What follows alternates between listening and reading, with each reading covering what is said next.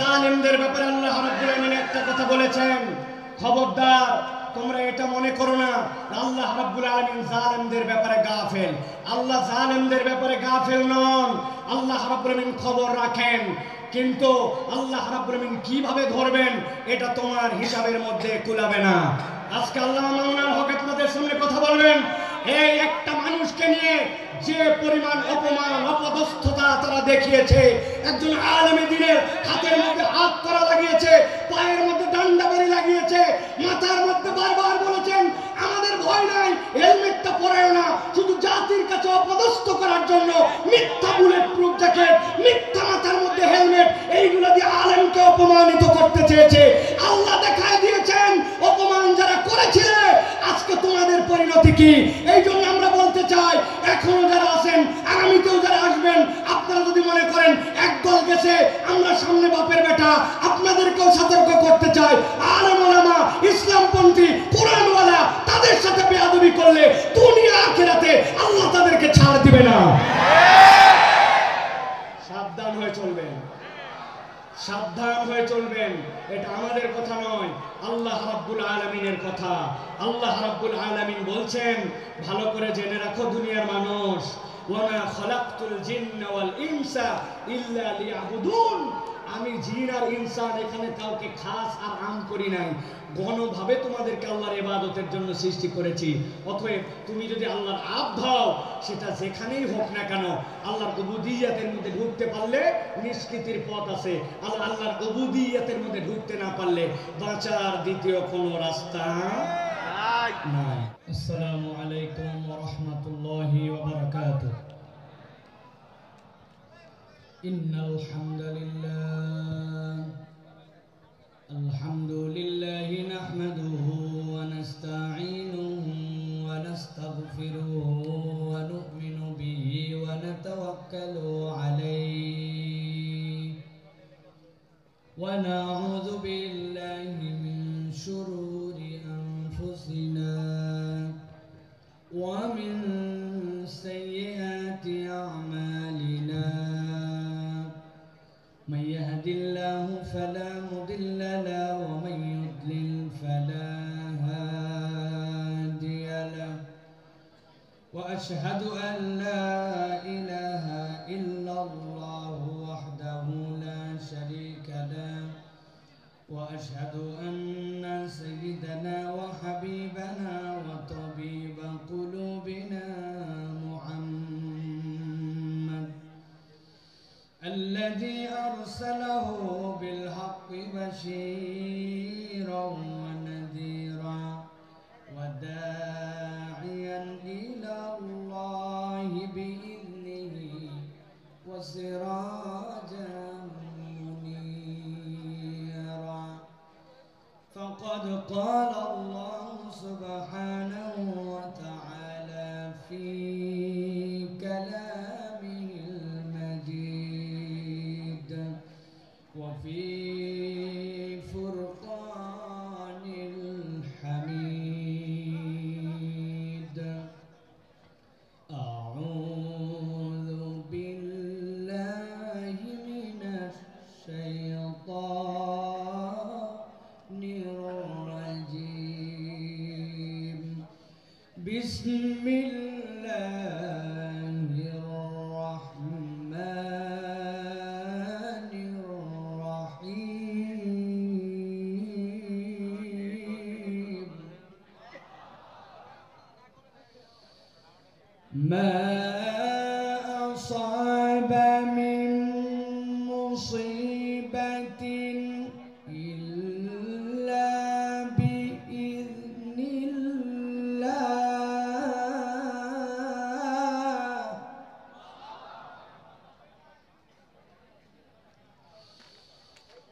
ومن يؤمن بالله يهدي قلبه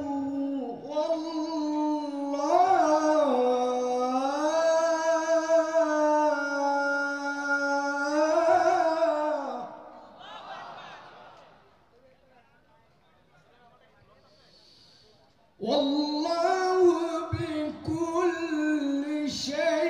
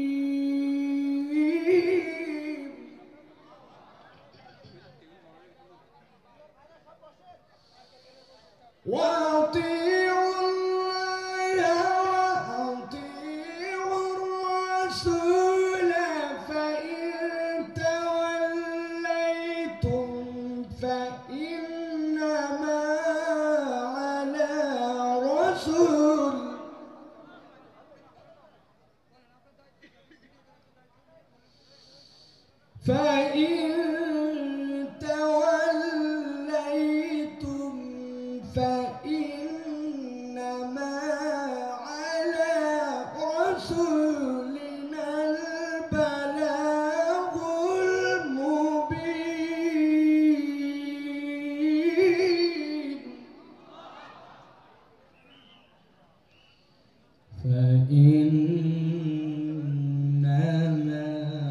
على رسولنا البلاغ المبين.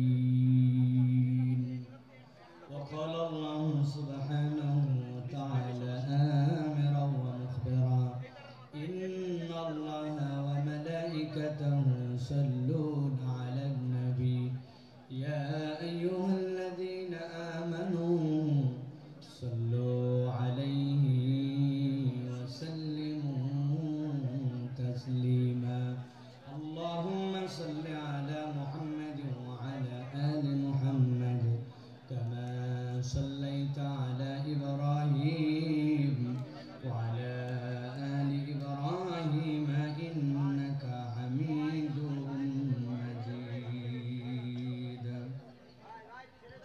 আলহামদুলিল্লাহ, আল্লাহ রাব্বুল আলামিনের কাছে শুকরগুজার হচ্ছি যে আল্লাহ রাব্বুল আলামিন আমাদেরকে আজকের এই আদ্দিন সকিনা মেডিকেল কলেজ প্রাঙ্গণ যশোরে ঐতিহাসিক 3 দিনব্যাপী তাফসীরুল কোরআন মাহফিলে আমাদেরকে আল্লাহ রাব্বুল আলামিন আসার বসার তৌফিক, যোগ্যতা, সুস্থতা, মন মানসিকতা, পরিবেশ পরিস্থিতি দান করলেন। সে আল্লাহ রাব্বুল আলামিনের কাছে আমরা সর্বাগ্রে কৃতজ্ঞ হচ্ছি। সকলে পড়ছি আলহামদুলিল্লাহ। আপনাদের কাছে অত্যন্ত গুরুত্বপূর্ণ মানুষেরা কথা শোনাবেন। এখানে আপনাদের কাছে কথা শোনাবেন শাইখুল হাদিস আল্লামা মামুনুল হক, শেখ আহমদুল্লাহ হাফিজাহুল্লাহ, মুফতি আমির হামজা, ডক্টর মিজানুর রহমান আজহারি, বিভিন্ন পর্যায়ের ব্যক্তিবর্গ আপনাদের কাছে কথা শোনাবেন। আমি আপনাদের কাছে আমার নির্ধারিত সময়ে কিছু কথা আল্লাহ রাব্বুল আলামিন যেন আমাদেরকে শুনে বলে আল্লাহ রাব্বুল আলামিনের প্রিয় পাত্র এবং আমল করার নিয়তে কিছু কথা যেন আল্লাহ রাব্বুল আলামিন রাখার তৌফিক দান করেন। এজন্য আল্লাহ রাব্বুল আলামিনের কাছে তৌফিক কামনা করছি। সাথে সাথে যারা এরকম মহৎ উদ্যোগ নিয়ে এই বিশাল এক মাহফিলের আয়োজন করেছেন, এটি আমরা বলতে পারি একটি চ্যালেঞ্জ। এটি কোনো স্বাভাবিক বিষয় নয় যে এই রকম ভাবে এত লক্ষ লক্ষ মানুষের যে আয়োজন করা। আল্লাহ রাব্বুল আলামিন যারা উদ্যোগ নিয়েছেন তাদেরকেও যেন বারাকা দান করেন, আর আমাদেরকে যেন আল্লাহ কবুল করেন, বলেন আল্লাহুম্মা আমিন। আপনারা এরকম আয়োজনে আসতে পেরে কি খুশি ভাই? এলাকায় তো আনন্দ, ঈদের মতো আনন্দ ছড়িয়ে পড়েছে। ঘরে ঘরে একটি ভিন্ন রকম মানুষের কাছে আবেগ কাজ করছে। কেননা কম বেশি মাহফিল অনেকই হয়, কিন্তু একসাথে 10-15 লক্ষ লোকের অ্যারেঞ্জমেন্ট এরকম চমৎকার পরিবেশে যেন একটি অনিন্দ সুন্দর বাগানে আমরা এসে গিয়েছি, এটা কিন্তু করা সকলের দ্বারা সম্ভব নয়, ঠিক কি না? এই জন্য আমি আপনাদের কাছে সহযোগিতা চাইব। আপনারা কোন যদি মনে করেন যে এই জিনিসটি হওয়া দরকার, এই জিনিসটির ঘাটতি আছে, কর্তৃপক্ষকে বললে কর্তৃপক্ষ সেটার যথাযোগ্য ব্যবস্থা গ্রহণ করবেন ইনশাআল্লাহ। তবে আমরা কিছু কথা কোরআনুল কারীম থেকে শুনতে চাই। বিগত সময়গুলো আমাদের সামনে পেরিয়ে গেছে, যে সময়গুলোতে এরকম আয়োজন করার ব্যক্তিরা ছিলেন, কিন্তু এরকম আয়োজন আমাদেরকে করতে দেওয়া হয় নাই, ঠিক কি না? আল্লাহ রাব্বুল আমিন আমাদের জন্য যে সুন্দর সুবাসিত সময়কে দান করেছেন, আমরা আল্লাহর কাছে কামনা করব আল্লাহ রাব্বুল আমিন এই সময়টুকুকে যেন আমাদের অব্যাহত রাখেন এবং এটাকে যেন ইসলামের পক্ষে কাজে লাগানোর মতো তৌফিক দান করেন, ঠিক কি না? প্রিয় ভাইরা, আল্লাহ রাব্বুল আমিন ঈমানদারদেরকে পছন্দ করেন। ঈমানদারদেরকে পছন্দ করেন বলেই আল্লাহ রাব্বুল আলামিন তার পক্ষ থেকে ঘোষণা দিয়ে রেখেছেন, বিপদ আপদ বালা মুসিবত তোমার জীবনে যাই আসুক না কেন, তুমি যদি একটা দিক তোমার জীবনে ঠিক করে নিতে পারো, আল্লাহ রাব্বুল আলামিন বলছেন বাকি দিক ঠিক করে দেওয়ার দায়িত্ব তোমার রব্বুল আলামিন আল্লাহ। সুবহানাল্লাহ বলেন। আল্লাহ রাব্বুল আলামিন বলছেন কুরআনুল কারীমের মধ্যে, তাবৎ পৃথিবীর মানুষ কিয়ামত পর্যন্ত যারা আসবে তাদেরকে আল্লাহ রাব্বুল আমিন জানায় দিচ্ছেন, দুনিয়ার মানুষ মা আসাবা মিন মুসিবাতিন ইল্লা বিইذনিল্লাহ। দুনিয়াতে তোমাদের যত বালা, যত পরীক্ষা, যত মুসিবত, যত ধরনের দুনিয়াতে তোমাদের সামনে বিপদ আপদ আসুক না কেন, আল্লাহ বলছেন কখনো বান্দা এইটা যেন ভাবে না যে এইটা আল্লাহ রাব্বুল আলামিনের জ্ঞানে বোধহয় নাই, আল্লাহ বোধহয় এই বিষয়ে বেখবর। আল্লাহ বলছেন তোমার জীবনে যত মুসিবত যাই আসুক না কেন, ইল্লা বিইذনিল্লাহ, আল্লাহর হুকুমের বাহিরে, আল্লাহর জ্ঞানের বাহিরে কোনোটি নয়। তাহলে আমাদের জিজ্ঞাসা, বিপদ আমাদের আসলো, মুসিবত আমাদের আসলো, নানান ধরনের কঠিন পরিবেশ পরিস্থিতি আমাদের উপর দিয়ে যায়, আল্লাহকে আমাদেরকে এগুলা দিয়া পরীক্ষা করে করে মজা পান নাকি রব্বুল আলামিন? না না না, ঈমান এইটা নয়। আল্লাহ বলছেন মুসিবত তোমাদের যেরকমই হোক না কেন, আমি আল্লাহ তোমাদের জন্য জানাচ্ছি, ওয়া মান ইউমিন বিল্লাহ ইয়াহদি কলবাহু, কেউ যদি একবার তার রব হিসাবে আল্লাহ রাব্বুল আলামিনের প্রতি ঈমান আনতে পারে, আল্লাহর প্রতি বিশ্বাস করতে পারে, আল্লাহকে রব হিসাবে মেনে নিতে পারে, আর অন্তর থেকে এইটার রিফ্লেকশন যদি তার চলে আসে, আল্লাহ বলছেন ইয়াহদি কলবাহু, আল্লাহ ওই বান্দার জন্য হেদায়েতের ব্যবস্থা করে দেন। কোরআনুল কারীম যে বলল আপনাকে ইয়াহদি কলবাহু, তাফসীরের ভিতরে এসেছে, তাফসীরে কবীরের ভিতরে, তাফসীর ইবনে আশুরের ভিতরে মুফাসসিরে কেরাম ব্যাখ্যা করছেন, একজন ঈমানদার ব্যক্তিকে আল্লাহ যে বলেছেন ইয়াহদি কলবা, এইটা বলার উদ্দেশ্য ওই বান্দার যত বড় বিপদ হোক আর যত বড় মুসিবত হোক না কেন, সে যদি রব হিসাবে আল্লাহকে চিনে ফেলতে পারে, আল্লাহ তার অন্তরের ভিতরে এমন একটা প্রশান্তি ঢুকায় দিবেন, ওই হেদায়েতের প্রশান্তি তাকে কখনো আল্লাহর রাস্তা থেকে বিচ্যুত করবে না। পরীক্ষা যতই আসুক, ওই বান্দার অন্তরটা আল্লাহর উপরে স্টেবল থাকবে। সুবহানাল্লাহ। আল্লাহ রাব্বুল আলামিনের এই কথাটা বোঝার জন্য আমি একটা উদাহরণ দিব, ভালো করে সারা জীবন মনে রাখতে হবে। যে কয়টা উদাহরণ দেব নাম্বার দিয়ে গুনে গুনে মনে রাখতে হবে। এইটা হচ্ছে উদাহরণ নম্বর 1। কয় নম্বর? কথা বলেন, ভালো করে খেয়াল করেন। সুন্দরবনের পাশে এক লোকের বাড়ি, একটা মহল্লা আছে সুন্দরবনের পাশে। ওই মহল্লায় সুন্দরবনের পাশে কিছু মানুষ বসবাস করে। এক ব্যক্তির একটা পুকুর আছে, পুকুরটা ধরেন 2 বিঘার। এই বছর বন্যা উঠেছে, বন্যার কারণে পুকুরের ভিতরে পানি ঢুকছিল। সাধারণত পুকুরের মধ্যে যখন পানি ঢুকে বন্যায় কিছু মাছ ঢোকে, ঠিক কিনা? বের হয়, কিন্তু কিছু মাছও আছে। ওই লোক চিন্তা করছে এই বছর আমি পুকুরটাকে একবারে ছেঁচে পরিষ্কার করে সব মাছ ধরে ফেলবো। পুকুরটা ছেঁচবে, কিন্তু পুকুরের মধ্যে কচুরি পানা, দল পানা, যশোরের লোক কি বলেন ভাই?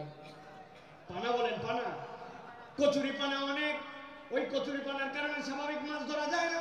সরায় সরায় মাছগুলা ধরছে, ধরার পরে পুকুরের কোনো পানি নাই, কিন্তু ওই যে পলি পড়েছে পুকুরের মধ্যে আর পুকুরের কাদা, ওইগুলা দিয়ে পুকুরে 1-2 হাত পর্যন্ত কাদায় কেতকেতা, আর পুকুরের মধ্যে কচুরি পানা। ওই এলাকার একটা লোকের একটা গরু আছে, গরুটা ছেড়ে দেওয়া, সারাদিন খায় দায়, সন্ধ্যাবেলা বাড়িতে ফেরত আসে। ওই গরু কচুরি পানা কিন্তু গরুর পছন্দ। গরু চিন্তা করছে এত সুন্দর কচুরি পানা এখন যেরকম মাটির সাথে লেগে গেছে, এখন তো খাওয়া যায়। পুকুরের পাড়ে যে কচুরি পানা খেতে শুরু করেছে, 1-2টা করে খায় আর কচুরি পানা খায়, মজা পায়। মজা পেতে পেতে গরুটা আস্তে করে পুকুরের মাছ বরাবর চলে গেছে। যাওয়ার পরে কাদার খেয়াল করে নাই, সামনের 2 পা ভস করে ঢুকে গেছে ভিতরে। যেই না পা ঢুকছে, এখন পিছনের পা উঠানোর জন্য তুলতে যায়, পিছনের পা উঠানোর জন্য যত তুলতে যায় সামনের পা তত বসে যায়, আবার সামনেরটা তুলতে যায়, পিছনেরটা বসে যায়। ওই গরু গেছে ফান্দে পড়ে, গরু আটকায় গেছে, আর উঠতে পারে না। অনেকক্ষণ হামলা হামলি চিল্লা চিল্লি করছে, কিন্তু বুঝছে চিল্লা চিল্লি করে কোনো কাম নাই, যত নড়ে তত ভিতরে ঢুকে যায়। খানিকক্ষণ পরে গরু চিন্তা করছে এত টেনশন করার কোনো কারণ নাই, আমার একটা মালিক আছে, সন্ধ্যাবেলা যদি তার বাড়িতে যেয়ে দেখে আমাকে খুঁজে না পায়, নিশ্চয় আমাকে খোঁজার জন্য আসবে। কথা ঠিক। যেই না সন্ধ্যা হয়েছে, মালিক দেখে আমার গরু ফেরত আসে নাই, সাথে সাথে খুঁজতে খুঁজতে যে পুকুরের মধ্যে দেখে আটকায় আছে, বুক পর্যন্ত কাদার মধ্যে। মালিকের মেজাজ খারাপ, দুপুর বেলা থেকে খুঁজতেছি বেটা, বিকাল বেলা তুমি পুকুরের মধ্যে খাওয়ার আর জায়গা পাও না, হাতের মধ্যে একটা লাঠি ছিল, আস্তে করে যাই আগে কয়েকটা পেছনে ধাপ ধাপ করে লাগাই দিছে। গরু তো চিৎকার করে উঠছে, কিন্তু গরু কিছু বলতেছে না, কারণ জানে এই মায়ের খাওয়ার যৌক্তিক কারণ আছে। মাঠটার খাওয়ার পরে এখন মালিক দড়ি টড়ি নিয়েছে, গলার মধ্যে লাগাইছে, লাগানোর পরে আরো কয়েকজন লোককে ডাক দিচ্ছে যে বাবা ধরো তো, টেনে টেনে একটু উঠানো লাগবে। গরুকে টেনে টেনে উঠাইছে, উঠানোর সময় গলা ছিঁড়ে গেছে, কোমরের মধ্যে ব্যথা পাইছে, কিন্তু ওই গরুকে উঠানোর পরে বালতি করে পানি নিয়ে খড় দিয়া পেট পেট ডলে টলে পরিষ্কার করে গোয়ালের মধ্যে তুলছে। ঠিক ওই রাত্রে ধরেন একটা ঘটনা ঘটে গেছে, একটা বাঘ সুন্দরবন ছেড়ে মহল্লার মধ্যে আসছে, একটা হরিণ তারা করে ধরবে। এমন সময় হরিণটা যখন পালায় যাচ্ছে, বাঘের আর আইডিয়া নাই যে পুকুরের মধ্যে পানি আছে না নাই, লাফ দিছে একটা লম্বা করে, কিন্তু পুকুর পার হতে পারে নাই, মধ্যে বরাবর পড়ছে। ও তো মনে করছে হয়তো পানি আছে, যেহেতু পুকুর ভর্তি কচুরি পানা, ভাব করে পুকুরের মধ্যে যেই না পড়ছে, 2 হাত 2.5 হাত কাদা, ক্যাত ক্যাত করে কাদার মধ্যে আটকায় গেছে। বাঘের শক্তি অনেক, কিন্তু যতই ওঠার চেষ্টা করছে 10-15 মিনিট উঠতে পারে না, কাদার ঠেলায় ক্যাত ক্যাতায় বুক পর্যন্ত আটকায়, এক পর্যায়ে শক্তি নিঃশেষ, বুক পর্যন্ত আটকায়। সারা রাত যখন সে আটকায় গেছে, তখন জোরে জোরে করে 2টা হুঙ্কার ছাড়ছে। এলাকার মানুষ মনে করছে হায় হায়, মহল্লার মধ্যে বাঘ ঢুকে গেছে, দরজা লাগাও, খিল লাগাও, বাচ্চা কাচ্চা সামলাও, যে যার বাচ্চা কাচ্চা সামলায় টামলায় রাত কোন রকম ভয়ে ভয়ে পার করছে, কেউ ঘুমায় নাই। সকাল যখন হয়েছে, 1-2জন সাহসী লোক বেরিয়ে দেখতেছে বাঘের খবর কি। একজন খবর দিছে, আরে বাঘ তো নিজে মারতে আসে নাই, উল্টা ফান্দে পড়ছে, দেখ দেখ পুকুরের মধ্যে বাঘ আটকায় আছে, যার কাছে যা ছিল বাঁশ লাঠি সবগুলা নিয়ে যায়, ধামা ধাম্মা। একজন ইয়াং ছেলে বলছে চাচা একটু সাইড দেন, বলে তুই পড়ে যাবি, বলে আমি ছোট মানুষ কিন্তু বড় হয়ে যাবো, গল্প করতে পারি, আমি পিটায় বাঘ মারছিলাম, আমাকে একটু মারার চান্স দাও। আরেক মহিলা কোলে করে বাচ্চা নিয়ে আসে, বাচ্চা নিয়ে এসে বলছে আপনার, বলে আমার ছোট বাচ্চা, কোলের বাচ্চা, কিন্তু হাতে একটা লাঠি আছে বাবা, জীবনে একটা সুযোগ অন্তত দাও, যাতে বাঘকে একটুখানি আমি মারতে পারি, বাঘ মারে অন্তত বড় হয়ে বলতে পারবে মায়ের কোলে থেকে বাঘ মারছে। কথা ঠিক কি? ভালো করে বোঝেন, জিজ্ঞাসা করব, মুসলমান সারা দেশ থেকে এখানে আসছেন, আপনারা শুধু যশোরের না, জিজ্ঞাসা করে উত্তর দেন, আপনার আমার দৃষ্টিভঙ্গিতে একটা গরু বেশি শক্তিশালী না বাঘ? কথা বলবেন না, শুনতে পাই না, গরু না বাঘ? বাঘ বেশি শক্তিশালী, কিন্তু গরুর একজন স্থানীয় মালিক থাকার কারণে, একজন তত্ত্বাবধায়ক থাকার কারণে, কাদার মধ্যে আটকানোর পরেও সন্ধ্যাবেলা তুলে নিয়ে গেছে, কিছু মায়ের হয়তো খাইছে, কিন্তু বিপদ থেকে উদ্ধার পাইছে। কিন্তু বাঘের স্থানীয় মালিক না থাকার কারণে যতই শক্তি থাক, আটকাইছে তো আটকাইছে, উল্টা বাঁশ গলা খায় মরা লাগছে, ঠিক না? আমার আল্লাহ রাব্বুল আলামিন বলছেন, মা আসাবা মিন মুসিবাতিন ইল্লা বিইذنিল্লাহ ওয়া মান ইউমিন বিল্লাহ ইয়াহদি কলবাহু আল্লাহু বিকুল্লি শাইইন আলীম।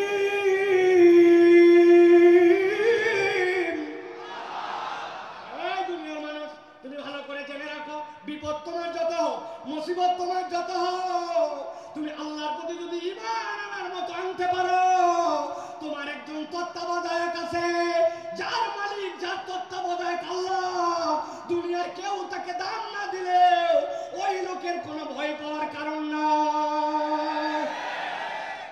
আর যদি মনে করেন আমেরিকা আমার তত্ত্বাবধায়ক, কানাডা আমার তত্ত্বাবধায়ক, পাশের দেশ আমার তত্ত্বাবধায়ক, তাহলে আমি আপনার কাছে একটা কথা পরিষ্কার করে জানতে চাই এবং বুঝাতে চাই, বুঝে থাকলে বলবেন তো ভাই, আমেরিকা কি আল্লাহর দুনিয়ার ভেতরে না বাইরে? কানাডা কি আল্লাহর দুনিয়ার বাইরে না ভেতরে? পাশের দেশটা কি আল্লাহর দুনিয়ার ভেতরে না বাইরে? তাহলে আপনি বাংলাদেশ থেকে টপকায়া দেশের বাইরে যাই কেমনে ভাবতেছেন দুনিয়ার বাইরে? ধরে না ধরে না ধরে না, ধরলে আল্লাহ ছাড়ে না। কেবল তো খেলা শুরু, ঠিক না? আপনারা ফুটবল খেলছেন, ফুটবল খেলা কেমনে হয় দেখছেন আপনারা? সেন্টার থেকে খেলা শুরু, কোথা থেকে? সেন্টার থেকে খেলা শুরু হয়, এই পা ওই পা এই পা ওই পা করতে করতে আস্তে করে বল যখন ডি বক্সের মধ্যে যায়, তারপরে চূড়ান্ত শট করে গোল দেওয়া হয়, ঠিক না? যারা তওবা না করে আল্লাহর কাছে ফেরত আসবে না, আর মনে করবে যে আমি অল্প একটু আয়ত্তের বাইরে চলে গেলাম, গ্রেফতারের বাইরে চলে গেলাম, দেশের বাইরে চলে গেলাম আর বেঁচে গেলাম, আপনি আসলে বাঁচেন নাই। এখন পর্যন্ত আসল ধরাটাই খান না। ভালো করে কথা বলেন, ঠান্ডা মাথায় কথাগুলো বোঝেন। সময় বড় সংক্ষেপ, কিন্তু কথাগুলো অত্যন্ত আপনাদের হৃদয়ের মধ্যে নিয়ে যাওয়ার। এখন কথা হলো বিপদ আল্লাহ রাব্বুল আলামিনের নলেজের মধ্যে আল্লাহ রাব্বুল আলামিন ইমানদারকে উদ্ধার করে দিতে চান। আল্লাহ রাব্বুল আলামিন ওই বান্দার সকল বিষয় খবর রাখেন। এই বিষয়ে কি আমরা একমত? ঠিক আছে, এবার আল্লাহ বলছেন, আমার বান্দা, তোমাকে আমি বিপদ থেকে বাঁচায় দিতে চাই, তোমাকে আমি উদ্ধার করে দিতে চাই, আমি রব্বুল আমিন তোমাকে কল্যাণের রাস্তা দেখাতে চাই। কিন্তু রব্বুল আমিন বলছেন, আমি বান্দাকে যখন বাঁচাতে চাই, আমি রব্বুল আলামিনের একটা তরিকা আছে। উদাহরণ নম্বর 2, কয় নম্বর? কথা বললেন না ইয়াংরা, কয় নম্বর? ওই যে ডান পাশে দেখেন, ডান পাশে 3 তলা 4 তলা বিল্ডিং দেখা যায়, দেখতে পাচ্ছেন? ওই দেখেন 4 তলার মধ্যে আলো জ্বলে, 4 তলার মধ্যে জানলা খোলা, ফ্যানটা ঘুরতেছে। এখন আপনাকে যদি কেউ বলে 4 তলার মধ্যে যে আলো জ্বলতেছে, 4 তলার মধ্যে ফ্যান চলতেছে, তাহলে আপনার স্বাভাবিকভাবে বিবেচনায় কি আসবে? এই বিল্ডিং এর 4 তলায় মানুষ থাকে না থাকে না? মানুষ থাকে। কিন্তু আপনার এলাকার এক ছেলে বলতেছে, যতই মানুষ থাক, যাই থাক না কেন, আমি শিওর এইটাতে উঠার জন্য কোনো সিঁড়ি নাই, এইটাতে উঠার জন্য কোনো লিফট নাই, এইটাতে উঠার জন্য কোনো মই নাই, যতই মানুষ থাক। এই কথা যদি বলে কেউ, আপনার এলাকায় ওই ছেলেকে, ওই লোককে কি বলবে? কেন? ওই লোকের পাগল। পাগল বলবেন কেন? বলবেন স্ক্রু ঢিল, ঠিক কিনা? আন্দাজে হুজুর যা বলে তার সাথে হ বলেন না। মানুষের স্ক্রু থাকে নাকি? ওই পাগল আর স্ক্রু ঢিল এইটা আক্ষরিক অর্থে নয়, এইটা রূপক অর্থে। ওই লোকটার ব্রেনে অসুবিধা আছে, তাছাড়া 4 তলায় মানুষ থাকে আর সিঁড়িও নাই, লিফটও নাই, এইটা হতে পারে না, ঠিক কিনা? আমার আল্লাহ রাব্বুল আলামিন বলছেন, বিপদ আছে, বালা মুসিবত আছে, সব আছে, কিন্তু আমি রব্বুল আলামিন তোমাকে উদ্ধার করতে চাই। গভীর মনোযোগ দেন। আল্লাহ সিঁড়ি বর্ণনা করতেছেন, এবার কিভাবে তুমি উদ্ধার পাবে? আল্লাহ বলছেন, ওয়াতিউল্লাহ ওয়াতিউর রাসূল ফাইন তাওয়াল্লাইতুম ফাইন্নামা আলা রাসূলিনাল বালাগুল মুবিন। আমার রব্বুল আলামিন বলছেন, মানব, তোমাকে আমি বিপদ দিয়েছি শেষ করে দেওয়ার জন্য নয়, ধ্বংস করে দেওয়ার জন্য নয়। দুনিয়ার কোনো মানুষকে আমি জাহান্নামে দেওয়ার জন্য সৃষ্টি করি নাই। আমি আল্লাহ তোমাকে সিঁড়িটা বলে দিতে চাই। আল্লাহ বলছেন, 1 নম্বর সিঁড়ি, ওয়াতিউল্লাহ। 1 নম্বরে আল্লাহ রাব্বুল আলামিনের পূর্ণ ইতাআত করা লাগবে। আমি আপনাদের কাছে জিজ্ঞাসা করতে চাই, অত জোরে না বললেও সমস্যা নাই, কিন্তু বুঝে সুঝে বলবেন। আল্লাহ রাব্বুল আলামিনের যে ইতাআত করা লাগবে, এ বিষয়ে কি আমাদের কোনো সন্দেহ আছে? কিন্তু আমরা কি আল্লাহ রাব্বুল আলামিনের পূর্ণ ইতাআত করি? আমরা পূর্ণ ইতাআত করি না। এই মাহফিল এরকম নয় আমি খালি একচেটিয়া বলে যাব আর আপনি খালি শুনে যাবেন আর হ হ করে যাবেন। আমি আপনার চিন্তার খোরাক দিতে চাই। একটুখানি ঠান্ডা মাথায় এবার চিন্তা ভাবনা করেন তো। আমি 5-7 সেকেন্ড আপনাকে সময় দিব। আমি আল্লাহর ইতাআত করতে হবে জানি, কিন্তু পূর্ণ ইতাআত করি না। বলেন তো আমাদের পূর্ণ ইতাআত না করার পেছনের কারণ কি হতে পারে? ভাবেন, চিন্তা করেন। আপনি একটু 5-7 সেকেন্ড মনে মনে একটা কিছু চিন্তা করেন। আপনাদের এক এক ধরনের প্রশ্ন আপনাদের চিন্তার উদয় হয়েছে কিনা ভাই? আমি আপনার কাছে একটা সামারি করি, দেখেন তো আমার চিন্তার সাথে আপনার চিন্তার সাথে সমন্বয় হয় কিনা। আল্লাহর ইতাআত করতে হবে কিন্তু পূর্ণ ইতাআত করি না। আমি আমার ক্ষুদ্র দৃষ্টিভঙ্গিতে দেখেছি এর অন্যতম কারণ হচ্ছে আমরা আল্লাহ রাব্বুল আলামিন যে আমাদের জন্য রাজ্জাক আর রব, আল্লাহর রাজ্জাক আর রুবুবিয়্যাতের মূল পরিচয় আমরা ওয়াকিফাল নয়, ঠিক কি না? ঠিক। আপনি বলবেন হুজুর আমি আমার রাজ্জাক রবকে চিনি। কেমনে চিনেন? আমার বাড়িতে খাবার অভাব নাই, আমার বাড়িতে বাজার হাট নিয়ে চিন্তা নাই। আল্লাহ আমাকে আলহামদুলিল্লাহ যথেষ্ট খাবার, যথেষ্ট আমার বাজার, যথেষ্ট চাল ডাল আমাকে দিয়েছে। আপনি যদি মনে করেন আল্লাহ আপনাকে চাল ডাল আর খাদ্য এইটাতে একমাত্র আপনার জন্য রাজ্জাক, আপনি তাহলে আল্লাহর রাজ্জাক নামের 1% কেবল চিনছেন, বাকিটুকু আপনি চিনেন নাই। আল্লাহ নিজের পরিচয় দিয়েছেন, ইন্নাল্লাহা হুয়ার রাজ্জাকু যুল কুওয়াতিল মাতিন।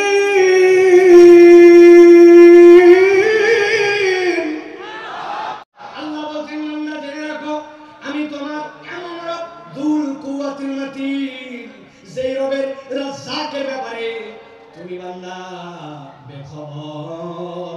আমি আপনার কাছে একটু বুঝাতে চাই যে রাজ্জাকের আল্লাহ, এই রাজ্জাকের বোধ আমার মধ্যে আসলে আমি কিভাবে আল্লাহকে মেনে নিতাম। একটু ঠান্ডা মাথায় আপনাদের কাছে জিজ্ঞাসা করব, আপনারা বুঝে সুঝে উত্তর দেবেন। আপনাদের বাড়িতে বাথরুমে আপনারা স্যান্ডেল ব্যবহার করেন? বাথরুমের টয়লেটে স্যান্ডেল ব্যবহার করেন? আমরা তো অন্তত বাঙালিরা আলহামদুলিল্লাহ দিকে আগায়। পার্শ্ববর্তী দেশের কথা বাদ দিলাম, ওরা এখন পর্যন্ত তো খালি টয়লেটে বাথরুম করুন বাথরুম করুন এই বিজ্ঞাপনই শেষ করতে পারে না। ওরা এখনো তো সভ্যই হতে পারে না। কিসের আল্লাহই খবর দালালি করো? তোমরা চলছে আমার তো বাথরুম করতে শিখো নাই। মুখ ঢাকা বসে থাকে, পিছনে সবাই দেখে মনে করে আমি দেখতেছি না, মানে কেউ দেখতেছে না। ভালো করে বোঝেন, আপনার আমার টয়লেটের মধ্যে বাথরুমের মধ্যে স্যান্ডেল আছে, আছে না? বলেন হুজুর বাথরুমের টয়লেটে স্যান্ডেলের সাথে আবার রাজ্জাক কেমনে বুঝলেন? ভালো করে খেয়াল করেন। আপনাকে বলছি আপনার স্ত্রী, আপনার মা, বাবারে তোরা বাথরুমে গেছিল, পা পিছলে গেছে। কেন পা পিছলালো না? জুতার তলাটা খুলে গেছে রে বাপ, নতুন একটা স্পন স্যান্ডেল নিয়ে আসিস তো। কেননা জুতা দেখতেছি নিচে পিছলা হয়ে গেছে। আপনার আমার এরকম হয় কিনা? জুতার তলা ক্ষয়ে যায় কিন্তু আপনার পাও তো ক্ষয়ে যেতে পারত। বান্দার পায়ের তলা যদি খোয়াইতো তাহলে যশোর অঞ্চলে যেগুলার বয়স 60-70 বছর রাস্তায় খালি কাল্লা গুলা ঘোরাফেরা করার কথা। কিন্তু রব্বুল আলামিন আপনাকে রিজিক দিলেন, এটা আপনার রিজিক যে আপনার পায়ের তলা খোয়ায় না। 19 বছর হলেই চুল রাখছি মাথায়, সুন্নাত। কিন্তু এক চুল বড় হওয়ার পরে কাটছি কত শতবার, হিসাব নাই। কিন্তু আপনি কল্পনা করছেন মাথার চুল কত কাটলেন, কিন্তু ভুরুর চুল কতবার কাটা লাগছে? না, আপনার ভুরুর চুল কাটা লাগে নাই, মাথার চুল কাটা লাগছে। যেখানে যা করা লাগবে রব্বুল আমিন এগুলা সমন্বয় করে আপনার জন্য দিলেন। আঙ্গুল, এই নখগুলো আপনি কত কাটলেন? বুধবার, বৃহস্পতিবার, শুক্রবারে আসার আগে আপনি জুমাবারে আসার আগে নেলগুলা কেটে ফেলেন। নখগুলা বাড়লো, কিন্তু ওই 2 বছর বয়সে আপনার দাঁত উঠে গেছে। অনেক বাচ্চা কাচ্চার 13-14 মাসেও দাঁত উঠে যায়। ওই দাঁত ওঠার পরে এই যে আমার দাঁত এই পর্যন্ত এসে দাঁড়ায় গেল, 70 বছর দাঁত আর বাড়লো না, কিন্তু নখ বেড়ে গেল। কে আপনার এটা নিয়ন্ত্রণ করে? আল্লাহ বলছেন তুমি চিনতে পারো নাই, তোমার রব যিনি রাজ্জাক তিনি এইগুলা তোমার জন্য নিয়ন্ত্রণ করে।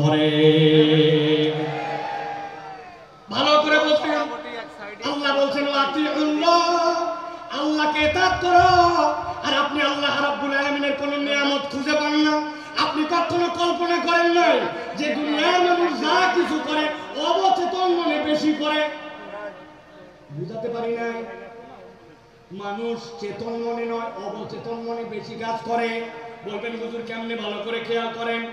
এই যে সখিনা মেডিকেল, আবদিন মেডিকেল কলেজ হাসপাতাল, বুকের মধ্যে ব্যথা, আপনার ডাক্তারের কাছে আসছেন, ডাক্তার বলছে আপনার বুকের সমস্যা, হাঁটে, তবে এটা বাঁচার উপায় আছে। কি উপায় ডাক্তার সাহেব বলেন? আমি আরো বাঁচতে চাই। পরামর্শ দিছে, কোনো টেনশন নাই, তবে একটা সাবধানতা অবলম্বন করতে হবে। 1 মিনিটে আপনাকে শ্বাস নিতে হবে 20 বার। যদি 21 বার মেন ঝামেলা আছে আর যদি 19 বার মেন ঝামেলা আছে এখন আপনি বাড়িতে আসলেন প্রেসক্রিপশন নিয়ে, এরপরে আপনি এখন হাতে সবসময় শুধু ঘড়ি, কারণ আপনাকে 1 মিনিটে কয়বার শ্বাস নিতে বলছে? 20 বার। 21 বার নিলেও ঝামেলা, 19 বার নিলেও ঝামেলা। ওই লোক এখন নিঃশ্বাস নেয় 1 2 3 4 5 6 8 9 10, সারাদিন খালি গুনে আর নিঃশ্বাস নেন। 1-1.5 ঘন্টার বেশি গুনার হিসাব মিলাতে পারবেন না। আপনি যদি গুনে গুনে নিঃশ্বাস নেওয়া লাগতো, দুনিয়ার বুকে 2 ঘন্টাও টিকে থাকা সম্ভব নয়। এইগুলো অবচেতন ভাবে রব্বুল আলামিন সব নিয়ন্ত্রণ করেন। যিনি নিয়ন্ত্রণ করেন তিনি রব, তিনি আপনাকে আমাকে রিজিক দিয়ে রাখছেন, ঠিক না? যশোর অঞ্চলে পিঠার অঞ্চল, ঠিক না ভাই? পিঠা পুলি জামাইরে খাওয়ান তো আপনারা, না খাওয়ান না? বাদ দিচ্ছেন না এখনো? খাওয়ান, জামাইরে খাওয়াই। খেজুরের রসের অঞ্চল, অদ্ভুত আল্লাহ নিয়ামত দিয়েছেন। এই নিয়ামতকে রব্বুল আলামিন ভরপুর করে দিয়েছেন। এক জামাই আপনার এলাকায় আছে, সকালবেলা শাশুড়ি পিঠা খাইতে দিয়েছে। উনি বলছে, আম্মা আমার পিঠা কোথায় দেন? বলছে, জামাই চোখ খোল। বলছে, আম্মার দুঃখের কথা বলেন না, গতকালকে তাড়াহুড়া করে আসছি, আসার সময় চোখের চার্জার আনতে ভুলে গেছি। আপনার চোখ যদি চার্জার দিয়ে চার্জ দেওয়া লাগতো, আপনার মোবাইল একদিন গেলে বন্ধ হয়ে যায়, অথচ সারাদিনে 22,000 বার চোখের পলক ফেলছেন। একটা পলকের ডিউরেশন সর্বোচ্চটা 24 সেকেন্ড হতে পারে, যেটাকে পলক হিসাবে কাউন্ট করা হয় সময়ের ক্ষেত্রে। কিন্তু আপনি 22,000 বার চোখের পলক ফেলেছেন, কোনোদিন হিসাব করেন নাই। যিনি এইটা অকৃত্রিম ভাবে খরায় যাচ্ছেন, তিনি আপনার আমার রব রাজ্জাক। সুবহানাল্লাহ। 4টা জিনিস জিজ্ঞাসা করবো, উত্তর দিতে হবে আপনাদেরকে। রেডি আছেন সবাই? রেডি? বলেন তো ভাই, ঝালের স্বাদ কেমন? ঝাল ঝাল। কাঁচা মরিচের স্বাদ কেমন? লবণ। বললেন না? রসগোল্লা, করল্লা। এখানে ডাক্তার সাহেব মহিউদ্দিন ভাই আছে না? অনেক ডাক্তার আছে না?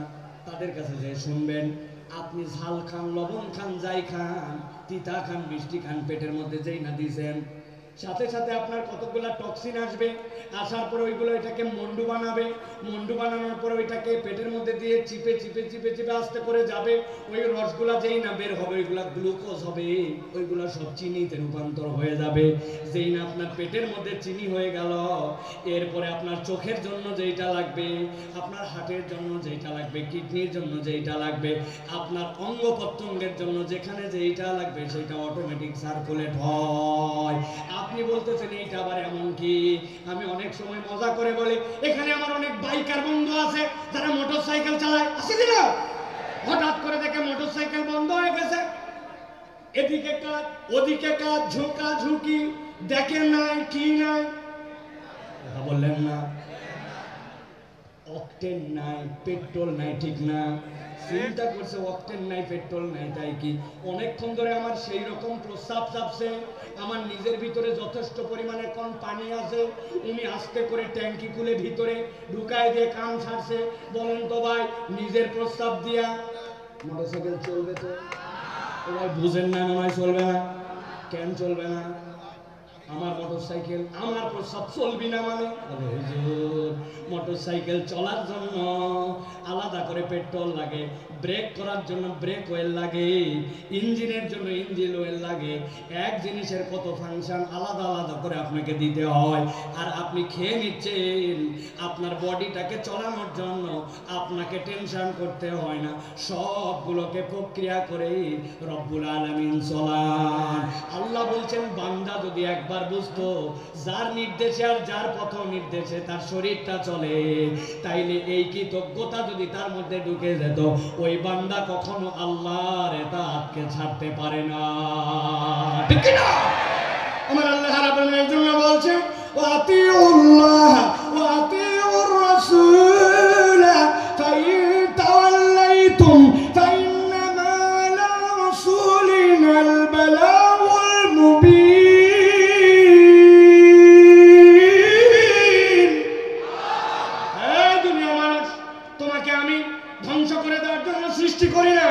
আমি তোমাকে নিষ্কৃতি দেওয়ার জন্য সৃষ্টি করেছি, তবে আমি তোমার জন্য সিঁড়ি বলে দিচ্ছি, এক নম্বর সিঁড়ি হচ্ছে আতিউল্লাহ, আল্লাহর ইতাআত তোমার জীবনে লাগবে। আর আল্লাহর অনুসরণ করার পরে আল্লাহর অনুসরণটা আমার নবীর তরিকায় হওয়া লাগবে। তোমার জীবনে যদি আল্লাহর নবী ঢুকে যায় আর আল্লাহর ইতাআত পূর্ণাঙ্গ হয়ে যায়, আল্লাহ বলছেন ইয়াহদি কলবাহু, ওই বান্দার যত বড় মুসিবতই হোক না কেন তার জন্য হেদায়েতের পথ দেখানো রব্বুল আলামিনের কাজ। সুবহানাল্লাহ। আল্লাহ সাথে সাথে এটাও বলছে তোমাদের মধ্যে কতগুলা গাদ্দার আছে, পণ্ডিত আছে, শুনলাম না আমার কথা, না শুনলে কি হবে, আছে না? আল্লাহ বলছেন কিছুই হবে না। فإن توليتم فإنما على رسولنا البلاغ المبين। আমি আল্লাহ জানায় রাখলাম, তুমি যদি মুখ ফিরায় নাও, নবী আর নবীওয়ালা কাজ যারা করে তাদের দায়িত্ব হচ্ছে বার্তাটা পৌঁছায় দেওয়া। দারোগাগিরি করার জন্য নবী আর নবীর ওয়ারিসদেরকে দায়িত্ব দেওয়া হয় নাই। আমাদের দায়িত্ব পৌঁছায় দেওয়া। শুনলে তোমার ভালো, না শুনলে তোমার বিপদ, ঠিক না? আমরা বহুবার বলেছি জুলুম করেন না, মানুষের প্রতি অত্যাচার করেন না, মিথ্যা মামলা দিয়ে মানুষকে ফাঁসায়েন না, অযথা মানুষের নামে গায়েবী মামলা দিয়েন না, মানুষকে গুম খুন নির্যাতন আইনা ঘর করেন না। আমরা কোরআন হাদিস দিয়ে শতবার বুঝাইছি, তারা বলছে আমাদেরকে ধরে কে? আল্লাহ বলছেন ইন্না বাতশা রাব্বিকা লাশাদীদ, ধরে না, কিন্তু আল্লাহ ধরলে ছাড়ে না। সাবধান করা আমাদের দায়িত্ব। যদি না মানি আল্লাহ বান্দার সাথে কি করবেন এটা আল্লাহর ফয়সালা, ঠিক কি না? চোখের সামনে সব প্রমাণ, আপনি তারপরে প্রমাণ খুঁজে পান না। যাদেরকে আপনি অপমান করে অপদস্থ করে দেশ থেকে বের হতে বাধ্য করেছিলেন, যাদেরকে মিথ্যা মামলা দিয়ে অন্যায় করে জাতির সামনে লাম্পট্য চরিত্রের